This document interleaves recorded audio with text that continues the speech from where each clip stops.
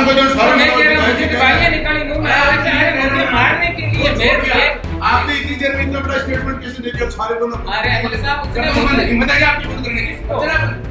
मुझे गालियां निकली है। अभी तक एक आदमी पास अगर नोटिस पहुंच गया तो मैं गारंटी देता हूं आप कानून से सब लोग ऊपर हो गए क्या? तुम्हारी मर्जी हो तो वो काम तो तुम कर लोगे। चूरू के सादुलपुर पंचायत समिति के अटल सेवा केंद्र में आयोजित ब्लॉक स्तरीय जनसुनवाई उस वक्त चर्चा का विषय बन गई जब कार्यक्रम शुरू होने से पहले ही विधायक मनोज न्यायंगलिक और एसडीएम मनोज खेमदा के बीच तीखी नोकझोंक हो गई। जनसुनवाई का उद्देश्य आमजन की समस्याओं का समाधान करना था, लेकिन हालात ऐसे रहे कि ना तो बड़ी संख्या में लोग पहुंचे और ना ही कोई विभाग के अधिकारी मौके पर मौजूद मिले। जैसे ही विधायक मनोज न्यायंगली ने कार्यक्रम स्थल पर पहुंचे, उन्होंने देखा कि उपखंड अधिकारी सहित कई जिम्मेदार अधिकारियों और कर्मचारी अनुपस्थित है। इसे लेकर विधायक का गुस्सा फूट पड़ा। उन्होंने सवाल उठाया कि जब अधिकारी ही मौजूद नहीं है तो जनता की समस्याओं का क्या समाधान कैसे होगा। इतना ही नहीं, उन्होंने ये भी आरोप लगाया कि जन सुनवाई की पर्याप्त सूचना आम लोगों तक पहुंची ही नहीं गई है, जिसके कारण कार्यक्रम में लोगों की संख्या बेहद कम रही। मौके पर विधायक और एसडीएम के बीच पुराने मुद्दे को लेकर हल्की नोकझोंक भी देखने को मिली है। विधायक ने साफ शब्दों में कहा है कि प्रशासनिक लापरवाही बर्दाश्त नहीं की जाएगी और जनसुनवाई केवल औपचारिकता बनाकर नहीं रहनी चाहिए। उन्होंने नगरपालिका क्षेत्र में खराब टूटी लाइटें, गंदे पानी, डिग्गियों की सफाई, प्रधानमंत्री आवास योजना में पारदर्शिता और कूचिया बस्ती में बिजली पानी जैसी मूलभूत सुविधाओं की कमी जैसे मुद्दे भी जोर शोर से उठाए हैं।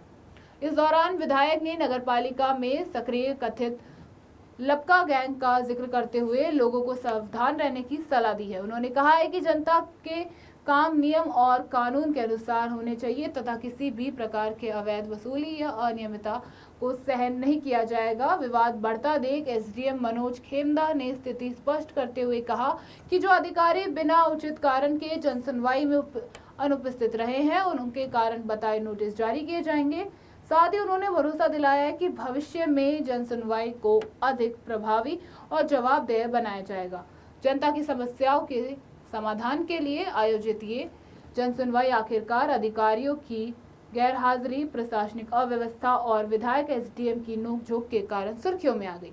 अब देखना होगा कि अनुपस्थिति अधिकारियों पर क्या कार्रवाई होती है और क्या अगली जनसुनवाई में वास्तव में जनता की आवाज सुनी जाएगी। कारण बताओ, नोटिस जारी किया जाएगा और किस तरह की समस्याएं आ रही हैं सर? आप जिस तरह से लोग पहुंचे समस्याएं लेकर समाधान के क्या निर्देश? अभी तक तो रास्ते से संबंधित, लाइट से संबंधित, पानी से संबंधित उनका निस्तारण किया जा रहा है। रास्ते के संबंध में तहसीलदार जी को निर्देश देती है। लेकिन ये जन सुनवाई का जो केंद्र चल रहा है इसकी जनता के प्रति सूचना प्रसार और प्रसार नहीं होने के कारण इस जन सुनवाई का मुझे जहाँ तक लग रहा हूँ, मैं महसूस कर रहा हूँ कोई ज्यादा लाभ मिलने वाली स्थिति में नहीं है।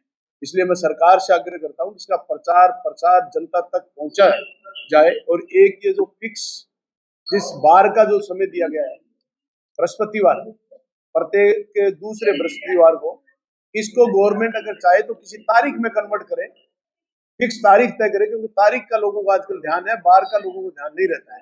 इसलिए गवर्नमेंट इसको तारीख में कन्वर्ट करे तो ज्यादा बेहतर रहेगा। और आज जहाँ जिस तरीके से यहाँ अपने जिले से 4 अधिकारी आने चाहिए थे जिनका नाम है इस कॉलम में, लेकिन 4 अधिकारी जिले से नहीं आए। हमारे ब्लॉक के सारे अधिकारी आने चाहिए थे, क्योंकि आधे से ज्यादा अधिकारी यहाँ नहीं उपस्थित। इसलिए जो अधिकारी चाहे जिले से हो चाहे यहाँ से हो, जिनको इस जन सुनवाई के केंद्र पर उपस्थित होना चाहिए थे वो निश्चित रूप से उपस्थित होने चाहिए।